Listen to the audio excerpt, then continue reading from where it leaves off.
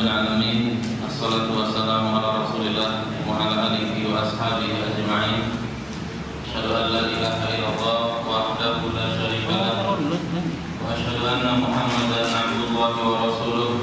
Shalawatu rabbi wa salamuhu alaihi wa ala alihi wa ashabihi ajma'in. Amma ba'du. Alhamdulillah, Bapak-bapak, saudara-saudara sekalian, Bapak, ibu-ibu, ulangnya ibu-ibu dan sahabat, Bapak-bapak, ibu-ibu dan saudara-saudara sekalian yang saya hormati, dan mudah-mudahan kita semua mendapatkan keberkahan, rahmat dan hidayah dari Allah Subhanahu wa taala. Alhamdulillah, pada kesempatan malam hari ini, pada kesempatan malam yang berbahagia ini, Allah Subhanahu wa taala mempertemukan kita di salah satu di antara rumah Allah Subhanahu wa taala, yaitu Masjid Sanubar Sidik. Semoga Allah Subhanahu wa taala memberikan keberkahan kepada tempat ini. Dan sebagaimana sudah kita ketahui bahwasanya pengajian kita malam hari ini membahas tema tentang syafaat Nabi Muhammad sallallahu alaihi wasallam. Yang dimaksud yang ingin saya sampaikan pada kesempatan malam hari ini adalah tentang syafaatul kubra. Itu syafaat yang dengan permintaan atau dengan melalui perantara Nabi Muhammad sallallahu alaihi wasallam, Allah Subhanahu wa taala memulai hisab.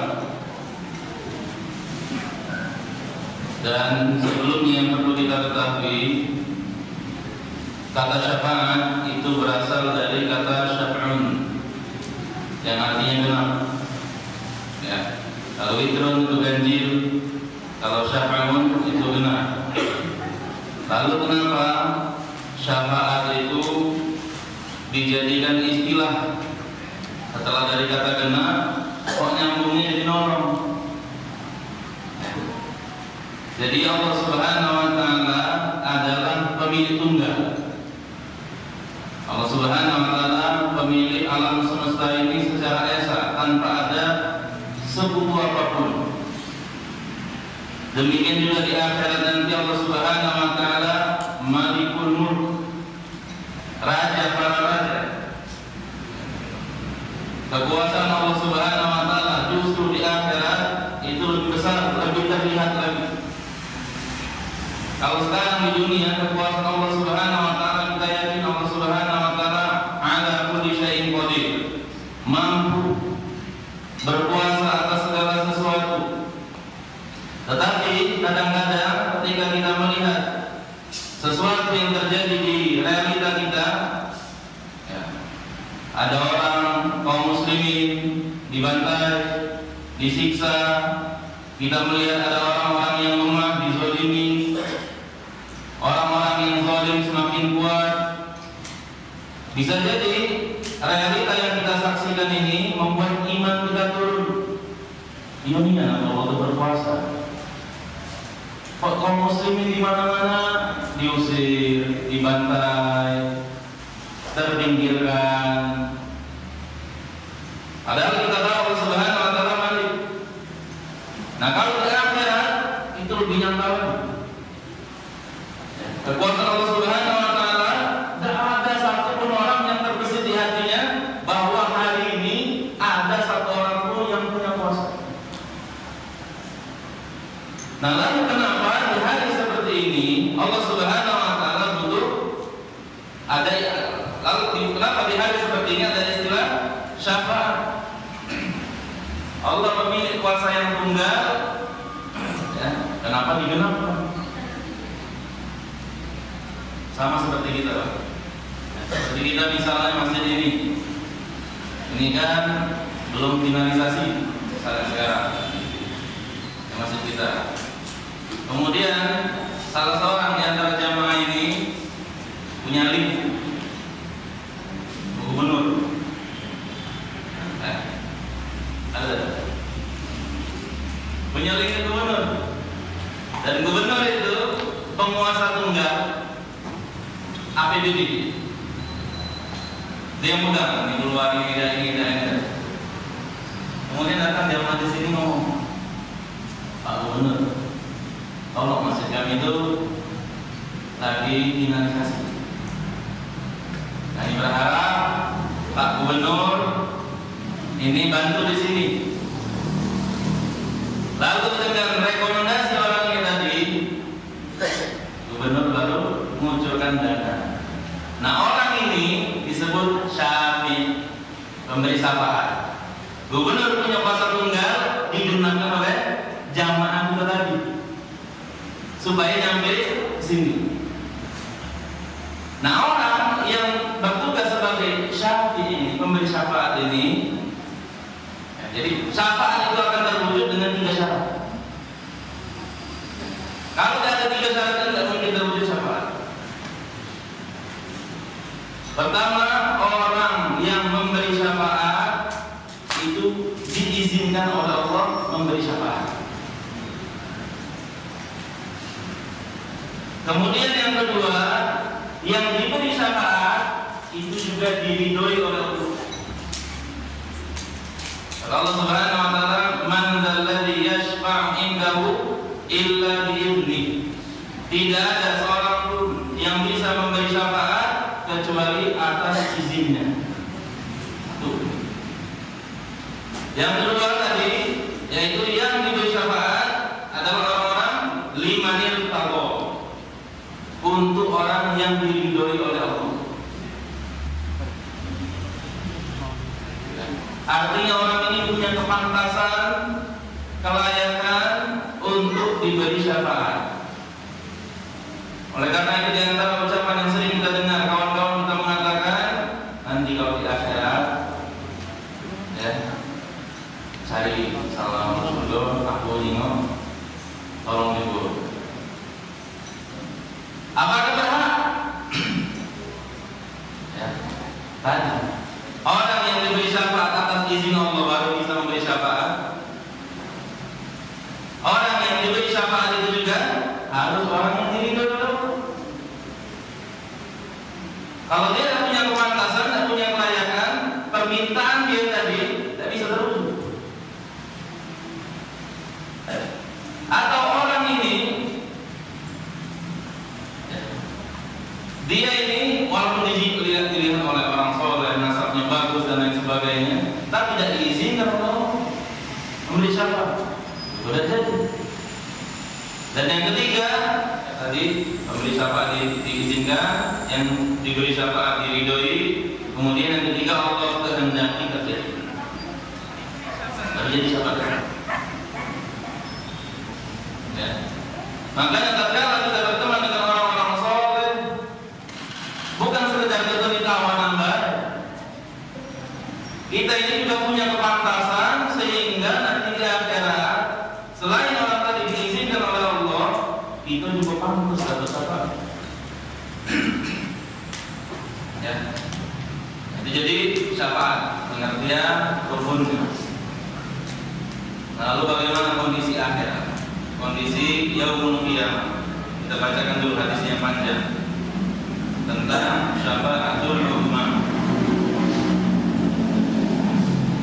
Tatkala itu manusia berkumpul di padang mahsyar. An Abi Hurairah radhiyallahu anhu anna Rasulullah sallallahu alaihi wasallam utiya bilahmin. Kata Abu Hurairah radhiyallahu anhu, Nabi sallallahu alaihi wasallam pernah dihidangkan daging.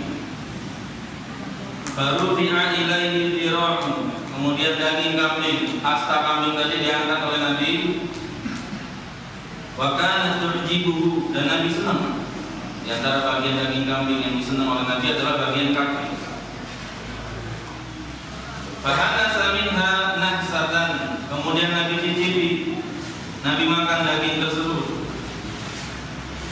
Beliau gigit dengan satu gigitan.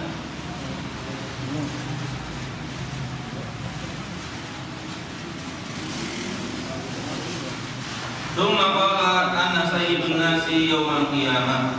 Kemudian Nabi mengatakan, aku adalah penghulunya manusia di hari kiamat nanti. Aku adalah orang yang paling utama di tengah semua manusia nanti di hari kiamat. Hal tadruna mimma dzalika? Yajma'u Allahu an-nasa awwalina wal akhirin. Tahukah kalian seperti apa kondisi hari tersebut? Kata Nabi, hari tersebut Allah Subhanahu wa taala kumpulkan manusia yang pertama sampai yang paling terakhir. Fi sa'idin wahidin, di tempat satu yang lapang. Satu tempat saja cukup, tempat ini nampung semua manusia dari tempat dari yang pertama sampai yang terakhir.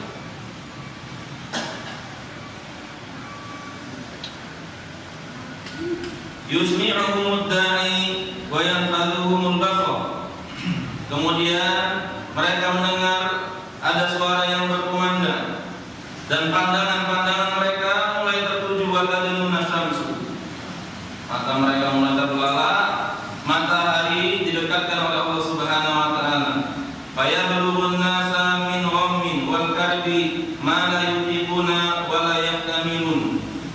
Pada hari itu manusia dalam kondisi takut, dalam kondisi khawatir, ma la yutiqun, yang tidak mereka mampu. Kondisi dahsyat terjadinya hari kiamat saja, kata Allah Subhanahu wa taala, idza sama'un fatarat, apabila langit terbelah, wa idzal kawakibun fatarat, dan bintang-bintang berjatuhan. Nah, kan sekarang kita banyak gempa di Indonesia ini, semoga Allah Subhanahu wa taala jaga kita. Ya.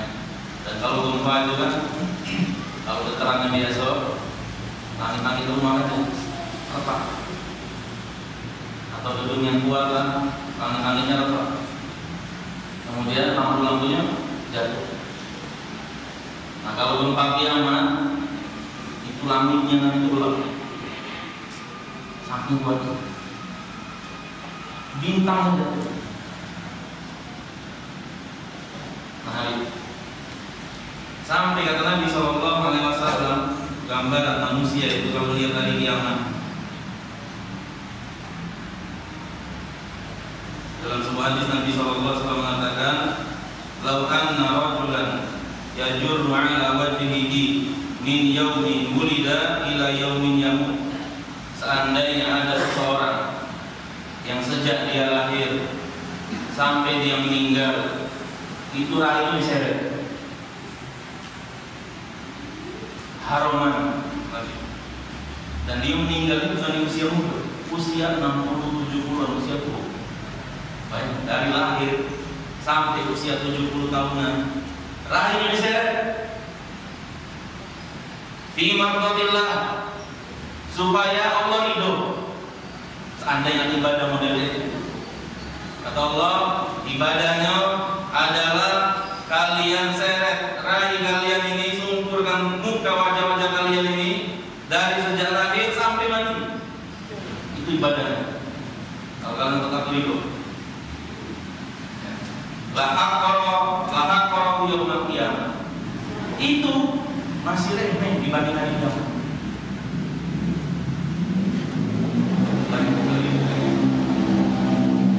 Makanya kata Nabi SAW, ketakutan yang mereka dapat, ya, malah itu wala yahtamilun, mereka tidak mampu menahannya. Fayaqulun nasu ala tarawna ma qad balaghakum, kemudian orang-orang mengatakan, tidakkah kalian lihat kondisi yang menimpa kita sekarang ini? Ala tanzuruna man yashfa'u lakum ila rabbikum, tidakkah kalian berpikir, melihat, kalian berpikir siapa kira-kira di antara kita yang paling pertama sampai terakhir ini yang bisa ngasih syafaat, supaya kita ini putus permasalahannya. Fayaqulu ba'dun nasi li ba'din alaikum bi Adam, kemudian ada yang mengatakan, coba kita temui Adam. Fayaquna Adam alaihi salam, kemudian mereka datang menemui Nabi Adam. Fayaquluna lahu anta abul bashar, wahai Adam, engkau adalah bapaknya manusia ini semua ini. Dari awal sampai khalaqallahu biyadihi, Allah ciptakan engkau Wa nafaqa fika min ruhi. Disebut kedudukan Nabi Adam siapa? Supaya Nabi Adam tidak ada syafaat. Allah langsung mintakan, Allah langsung yang tiup. Wa amara al-malaikata fasajadu lak. Dan Allah perintahkan kepada para malaikat, Allah perintahkan kepada malaikat agar sujud kepadamu. Jadi posisi ini luar biasa, ya. Isma' lana ila rabbik. Tolong beri syafaat kami kepada Tuhan. Ala tara ila ma nahnu fi. Tidakkah kau lihat kondisi kita sekarang ini? Ala tara ila ma qad balagana. Tidakkah kau lihat apa yang sedang kita rasakan saat ini? Fayaqulu Adam inna rabbi qad ghadiba al-yawma ghadaban la yaghdab qablahu mithlahu wa lam yaghdab ba'dahu mithlahu. Sesungguhnya kata Allah Subhanahu wa taala, Rabbku sedang murka pada hari ini dengan kemurkaan yang tidak pernah terjadi sebelumnya dan juga tidak akan lagi terjadi setelahnya. Puncak kemurkaan seperti ini akan terjadi. Sebelumnya Allah tak pernah marah seperti ini, sesudahnya lagi nanti Allah juga tidak akan marah seperti ini. Wa innahu qad nahani 'ani syajarati fa'asaitu. Dulu aku pernah dilarang oleh Allah Subhanahu wa taala untuk mendatangi pohon. Fa'asaitu, dan aku maksiati dia. Nafsi, bagaimana kondisi diriku, bagaimana kondisi diriku. Ini Nabi Adam. Yang tadi manusia sudah sebutkan keutamaan dan dosa Nabi Adamnya kepada Allah Subhanahu wa taala. Diampuni dan diampuni untuk dirinya. Dalam surah Al-A'raf Nabi Adam diajarkan oleh Allah Subhanahu wa taala, Rabbana ighfir lana Rabbana zalamna anfusana wa illam taghfir lana wa tarhamna lanakunanna minal khasirin. Ya Allah, sesungguhnya kami telah menzalimi diri kami. Wa illam taghfir lana, kalau seandainya Engkau tidak mengampuni kami, lanakunanna minal khasirin, niscaya kami termasuk orang-orang yang rugi. Kemudian apa kata Allah? Allah pilih Adam jadi nabi. Yang setelah itu akhirnya diampuni. Ini dalam kondisi diampuni masih takut. Bagaimana kondisi kita? Siapa yang mau dosa diampuni? Dan seberapa banyak dosa kita? Karena itu sungguh mengerikan sekali kondisi di hari tersebut. Idhabu ila ghairi idhabu ila Nuh. Pergilah kalian menuju orang selainku, pergilah menuju Nuh.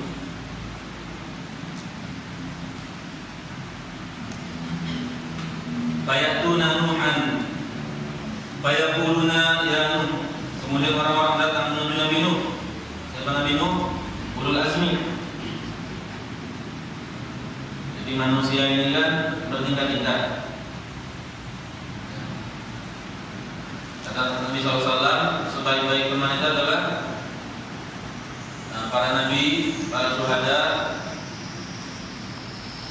para siddiqin, para nabi, para siddiqin, para syuhada dan sholihin. Ini manusia yang soleh, orang soleh juga bertingkat-tingkat. Syuhada, kemudian syuhada juga bertingkat-tingkat. Kemudian siddiq, di atasnya lagi siddiq, siddiq juga bertingkat-tingkat. Kemudian para nabi. Ini kasta paling tinggi dari kelompok manusia terbaik ini. Itu juga bertingkat-tingkat. Dari kalangan nabi ini yang paling tinggi Rasul. Dan yang paling tinggi dari Rasul ini ulul azmi. Tilka Rasul afdaluna ba'dahu ala akhir. Itulah para Rasul yang kami muliakan sebagian dibanding sebagian yang lain. Nah, manusia tahu siapa yang layak didatangi pada saat ulul azmi. Manusia, kelompok manusia dari kelompok yang paling tinggi dari kelompok yang paling tinggi ini, mereka yang paling tinggi lagi. Ya, didatangi. Yaitu Nabi Nuh yang pertama. Setelah ada. Fayaquluna ya Nuh, innaka anta awwalur rusul. Wahai Nuh, engkau adalah rasul pertama ila ahli al-ardh, kepada penduduk bumi. Wa qad samaqallahu 'abdan syakura. Dan Allah Subhanahu wa taala menyebut engkau dalam Al-Qur'an sebagai seorang hamba yang senantiasa bersyukur. Syakir itu artinya orang yang bersyukur. Kalau syakur, sangat bersyukur. Namanya kalau dalam sorok itu sikum balapok. Isma' lana ila rabbika. Ya, berikan syafaat untuk kami kepada Tuhan. Ala tara ila man nabi. Tidakkah engkau lihat sekarang kondisi kita? Tidakkah engkau lihat apa yang sedang menimpa kita? Apa kata Nabi Nuh? Sesungguhnya Rabb Azza wa Jalla qadibal yawma qadaban. Sesungguhnya Rabb Azza wa Jalla pada hari ini sangat marah, yang tidak pernah terjadi kemarahannya itu sebelumnya dan tidak akan lagi terjadi setelahnya. Wa innahu qad kanat li da'watun. Dulu aku sudah diberikan satu kesempatan doa mustajab. Da'autuha, dan aku telah memanjatkannya ala qaumi, kepada kaumku. Ya, doa Nabi Nuh. Nah, di surat Nuh kata Nabi Nuh, turunkan azab untuk kaum. Walan yalidu illa fajirun kafar. Setelah dakwah 950 tahun, Nabi Nuh, orang-orang ini tidak bisa lagi dibenari. Ya, turunkan azab ya Allah. Kalaupun mereka yang melahirkan anak, mereka anak-anak ibu sangat kafir, anak-anaknya kafir, ya sudah tidak bisa lagi dibenari. Nah, itulah azab nafsi. Ya, aku saja memikirkan diriku sendiri, aku saja memikirkan bagaimana nasib diri. Idhabu ila ghairi. Pergilah kalian kepada orang selainku. Pergilah menuju Ibrahim. Fayatuna Ibrahim. Kemudian orang-orang datang menemui Nabi Ibrahim. Ya Ibrahim, anta Nabiullah, engkau adalah Nabi Allah wa khalilu min ahli al-ardh, dan kekasihnya Allah dari penduduk bumi. Jadi ada makom kecintaan itu ada mahabbah, ada khullah. Ya. Nah, khullah itu dari kata yataqallal, artinya tidak ada satu celah pun kecuali terisi oleh perasaan cinta. Itu khullah. Makanya para sahabat menyebut Nabi Sallallahu Alaihi Wasallam Ausoni Khalili, ya, kekasih Khalil, memberikan wasiat kepada. Apa maksud para sahabat? Tidak ada satu pun bagian dari tubuh ini kecuali terisi dengan kecintaan pada Nabi. Di antara para sahabat itu sampai ketika Nabi Sallallahu Alaihi Wasallam meninggal, berdoa supaya dibutakan matanya. Bayang. Kenapa? Aku tidak ingin. Karena banyak berjumpa dengan orang, bayangan wajah Rasulullah itu jadi lupa kan. Kalau sekarang berdoa masih ingat yang Rasul zaman. Bayang, saking cintanya, secinta-cinta kita dengan bapak ibu kita tidak pernah kita mau aja. Kita mau ya Allah, berdoa mata. Ada lagi melihat perempuan yang membuat aku lupa dari ibuku. Tak pernah dia mungkin. Itu para sahabat. Itu Khalil itu seperti itu.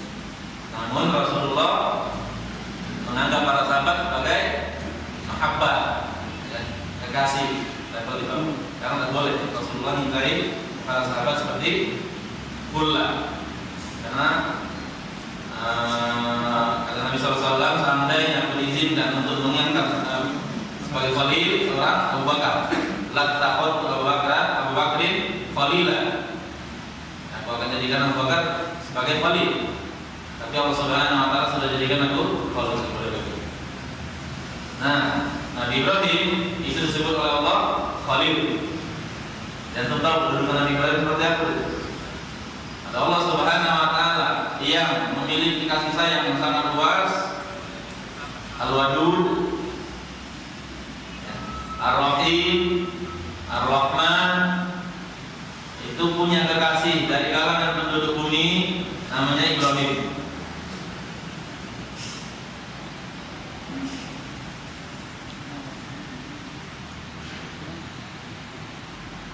Isma' lana, berikan syafaat kepada kami, kepada Rabb. Tidakkah kau lihat kondisi kita sekarang ini? Maka Ibrahim menjawab sama seperti jawaban-jawabannya sebelumnya. Sesungguhnya Rabbku murka dengan kemurkaan yang tidak pernah terjadi sebelumnya dan tidak akan lagi terjadi setelahnya.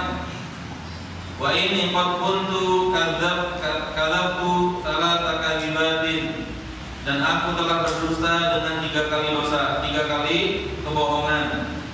Pada kaumna, kemudian Nabi Ibrahim sebutkan 3 dosa tersebut. Jadi seumur hidup Nabi Ibrahim itu punya dosa 3 kali bohong. Itu diingat-ingat sampai kiamat. Allah Subhanahu wa taala akan menjadikan kita rasa takut kepada Allah. Diingat-ingat sampai kiamat. Sehingga wajar kalau Nabi SAW mengatakan manusia dia dulu waktunya ilabat. Ya, manusia itu di hari kiamat tidak pakai pakaian, berselai pun, kemudian tidak pakai alas kaki. Kemudian mereka tidak merasa itu masalah. Ya, Aisyah kan, ya Rasulullah, yang dulu waktunya ilabat. Jadi yang lain untuk yang lain. Nabi SAW, ya Aisyah, al-amru yawma idzin asyad. Wahai Aisyah, hari itu berat. Sebagaimana orang gila. Orang gila kan karena tekanan pikiran yang berat, jadi gila. Tidak. Orang gila itu karena tekanan pikiran yang berat, dia jadi gila. Ketika dia gila, tidak peduli lagi sekitar. Pakai baju nggak, nyinggung orang lain, tidak pakai baju juga. Itulah kondisi manusia pada hari ini. Banyaknya dosa kita, pikiran kita berat, tidak peduli lagi. Seperti gambaran orang gila. Lebih berat dari. Kemudian ini 3 dosa ini. Jadi dari sini kita mudah-mudahan ini jadi rem untuk kita semua. Ketika melakukan dosa, ketika hendak melakukan dosa, hendak bermaksiat, dihadapkan kepada godaan maksiat. Kita ngerem Nabi Ibrahim itu pikir-pikir saking berat. Jangan sampai beban berat lagi ini. Ini kemarin itu berat ini.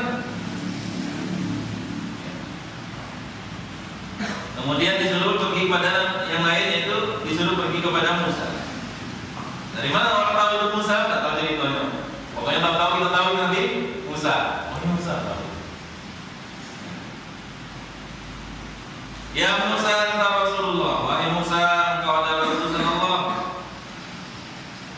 Faddalakallahu birisalatihi fi kalami 'alan nas. Wahai Musa, engkau diutamakan oleh Allah Subhanahu wa taala dengan diberikan risalah. Kemudian diajak ngobrol oleh Allah ketika masih di dunia. Terima wahyu ngobrol dengan Allah. Jangan manusia ini kecuali Nabi kita Muhammad SAW. Nabi kita gabungkan 2 utama. Kalimullah sama Khalilullah. Kalau Nabi Ibrahim Khalilullah, tapi bukan Kalimullah. Nabi Musa Kalimullah, yaitu Allah yang bicara. Adapun Nabi kita itu Kalimullah dan Khalilullah. Isma'lana, berikan syafaat untuk kami kepada Rabbmu, lihatlah kondisi kita sekarang. Kemudian Nabi Musa juga jawab sebagaimana jawaban Nabi-Nabi yang lain tadi, nafsi. Jadi diriku, aku saja sedang mikirkan diriku, aku saja sedang mikirkan diriku. Pergilah kalian menuju Isa bin Maryam. Kemudian orang-orang pergi menuju Nabi Isa, Kemudian mengatakan, wahai Isa, engkau adalah utusan Allah. Kalimatuhu alqaha ila Maryam. Kalimatnya pun yang Allah berikan kepada Maryam. Wa ruhun minhu, dan ruh dari Nabi Isa itu 4 bulan dalam kandungan. Nah, Allah Subhanahu wa taala titipkan ruh pada Maryam dari rahimnya ini masuk, kemudian jadi Nabi Isa. Kalau kita kan nunggu dulu, segumpal daging dulu, segumpal darah dulu, segumpal daging dulu. Kalau lagi dititipkan, Nabi Isa langsung tiup.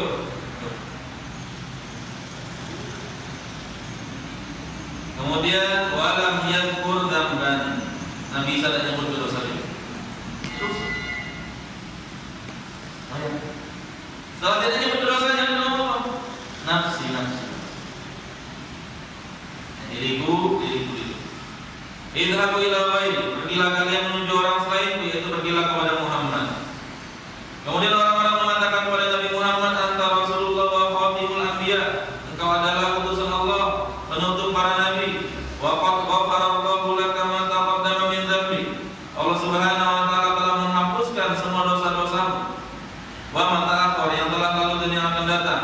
Berilah syafaat kepada kami, pada Tuhanmu, minta pada Tuhanmu, dan lihatlah kondisi kita sekarang.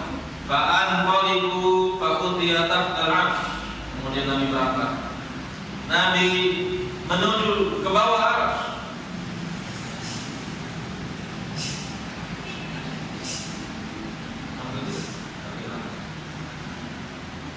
Fa'aqama sajidan li Rabbil 'azza wa jalla. Kemudian Nabi sujud kepada Allah Subhanahu wa taala di arsy. Tsumma yaftahu Allahu 'alayya min mahamidihi wa husni tsana'i 'alaihi syai'an lam yaftahu 'ala ahadin qabli. Kemudian Allah Subhanahu wa taala saat aku sedang sujud, Allah ilhamkan, Allah wahyukan kepadaku pujian-pujian, nama-nama, asma wa sifat yang belum pernah diajarkan oleh Allah Subhanahu wa taala kepada seorang pun sebelum. Dan ini menunjukkan nama-nama dan sifat Allah itu tidak terbatas. Ada nama-nama dan sifat-sifat Allah yang belum Allah Subhanahu wa taala beritahukan kepada kita.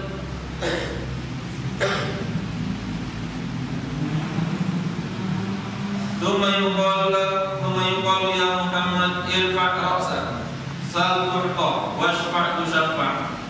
Wahai Muhammad, angkatlah kepalamu, mintalah engkau akan diberi. Mintalah syafaat, engkau akan diizinkan memberi syafaat. Fa'arfa'u ra'si fa'aqulu ummati ya Rabbi. Kemudian aku angkat kepalaku, aku katakan, wahai Rabbku, umatku. Ini menunjukkan kecintaan Nabi SAW pada umat.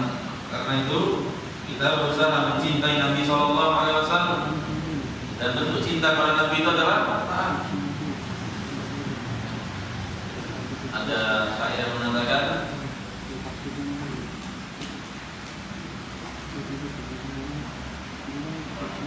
tudhiru hubbahu, engkau tampakkan engkau cinta, tapi engkau menampilkan maksiat. Mengakunya cinta tapi menampilkan maksiat. Dan ini adalah sesuatu yang sulit untuk dinalar oleh logika. Jadi kalau kita takut, itu kita nurut dengan seseorang. Kalau kita takut, kita nurut. Takut dengan pimpinan, takut dengan pecat, anak-anak takut dengan orang tuanya, kita nurut. Ya. Tapi ketaatan yang lebih tinggi lagi tatkala cinta. Tatkala cinta, orang itu nurut. Ini kalau ngomong cinta berubah. Emaknya mau nasihat itu, tak dengar dia. Tak dengar dia. Atau emaknya tuh potong beli jajan tuh, stop beli jajan tuh, masih mahasiswa aja kita. Ditakut-takuti, tapi cinta ini lewat. Ya, lewat tak peduli. Itulah makanya cinta itu ibadah yang paling utama, ibadah paling mulia, sesuatu yang menggerakkan seorang untuk taat itu tidak ada yang lebih hebat lagi dibanding cinta. Takut itu menggerakkan, tapi cinta lebih dahsyat lagi. Makanya orang tadi bermaksiat ngomong cinta.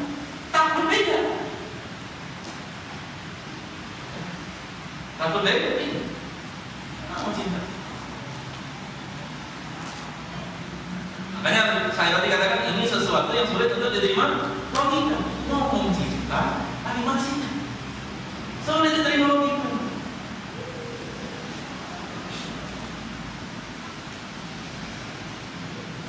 Ya Rabbi ummati ya Rabbi, fayuqal ya Muhammad adkhil min ummatika ma la hisab alaihi. Wahai umat, wahai Muhammad, masukkanlah umatmu yang mereka itu tidak dihisab. La hisab alaihi min babil aiman, lewat pintu sebelah kanan. Yang masuk orang-orang yang tidak dihisab terlebih dahulu. Yang kata Nabi SAW ada 70.000 orang. Jadi orang masuk surga ini tingkat-tingkat juga, Pak. Tingkatan pertama itu yang tidak dihisab. Tingkatan kedua yang dihisab dengan hisab yang ringan. Tingkatan ketiga dihisab, ditimbang lewat sirat, tapi hisabnya seriusan. Nabi SAW, siapa yang dihisab itu sama dengan biasa. Kemudian tingkatan yang keempat masuk neraka dulu, baru akhirnya masuk surga. Jadi beda-beda untuk masuk surga. Kalau bisa kita masuk surga tanpa masuk neraka dulu, melihat dulu karena tadi masuk neraka ya 70 kali lipat, tapi dunia. Ada seorang pemuda, cerita seorang pemuda talibul ilm, dan ada seorang wanita cantik, dia pergi sama ibu. Tiba-tiba ibunya ini terpisah dari perempuan yang tadi. Sehingga perempuan itu tahu jalan pulang, lewat mana harus balik, siapa yang melindungi dia sini sudah hari malam, dan malam dulu malam garam, dulu belum ada lampu, belum ada tempat penginapan, sehingga dia cari-cari siapalah yang layak untuk dijadikan tempat nginap. Akhirnya dia temui seorang orang soleh, pemuda. Siapa lagi kalau bukan anak muda ini? Kalau dia dibela bencana, apalagi yang lain. Akhirnya dia nginap di tempat pemuda tadi. Nah, si pemuda ini dipasang hijab di tempatnya, kamar antara dia dengan perempuan tadi. Ini perempuan cantik, sangat cantik. Dia baca buku-bukunya, ya, belajar untuk menghilangkan godaan bisikan, sampai akhirnya setan tetap bisiki. Setan tetap bisiki dia supaya untuk ganggu wanita tadi. Api yang dijadikan untuk belajar tadi dibakar menjadi tiba-tiba sampai mati. Kenapa? Supaya indika panas sampai lupa orang. Tangannya lupa. Dan dilihat oleh perempuan tadi.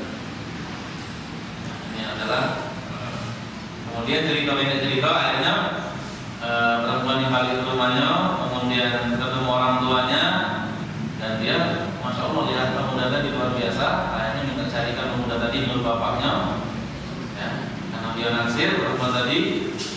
Kemudian bapaknya namanya ada ulama tertentu yang biasanya mau belajar ke situ. Akhirnya dia ngomong, siapa di antara, coba angkat jari kalian. Gurunya langsung ngomong gitu kan, angkat jari kalian. Angkat jari. Tidak kata ibu. Nah ibu tadi tidak angkat jari. Ada yang tahu, kemudian nilai yang soleh semalam dinikahkan dengan perempuan tadi. Ini juga menunjukkan siapa yang meninggalkan sesuatu karena Allah Subhanahu wa taala akan gantikan dengan yang lebih baik.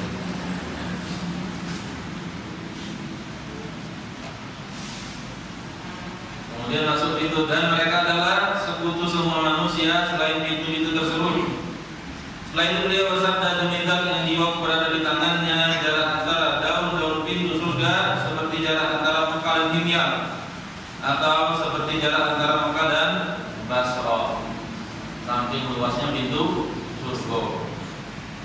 Allah Subhanahu wa taala itu sebenarnya sudah sayang sama kita. Allah Subhanahu wa taala itu kalau kita dosa tadi beri 1. Ya. 2 dosa 2, 3 dosa 3. Tapi kalau kita berbuat baik langsung dihitung oleh Allah 10. Ya, baca Quran 10. Kemudian dilipatkan jadi 700. Dilipatkan sampai dilipatkan. Nah, kalau kita pikir-pikir, ini kan namanya ada deret angka. 1, 2, 3, 4, 5, 6, 7, 10 kan deret angka. Ada namanya kelipatan. Kelipatan 10, 10, 20, 30, 40. Kalau kita pikir-pikir, kok bisa deret angka ini ngalah ke kelipatan? Maksudnya kok bisa deret angka ngalah ke kelipatan? Berarti kita di mana? Kalau sampai masuk neraka berarti teman-teman kelipatan deret angka bisa mengalahkan kelipatan pintu surga yang sebesar ini, itu udah masuk. Banyak ya.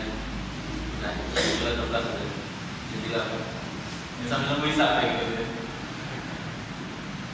Demikian mungkin apa yang bisa saya sampaikan, mudah-mudahan bermanfaat. Kita tutup dengan membaca doa kafaratul majelis. Subhanallah wa bihamdika, asyhadu an la ilaha illa anta, astaghfiruka wa atubu ilaik. Assalamualaikum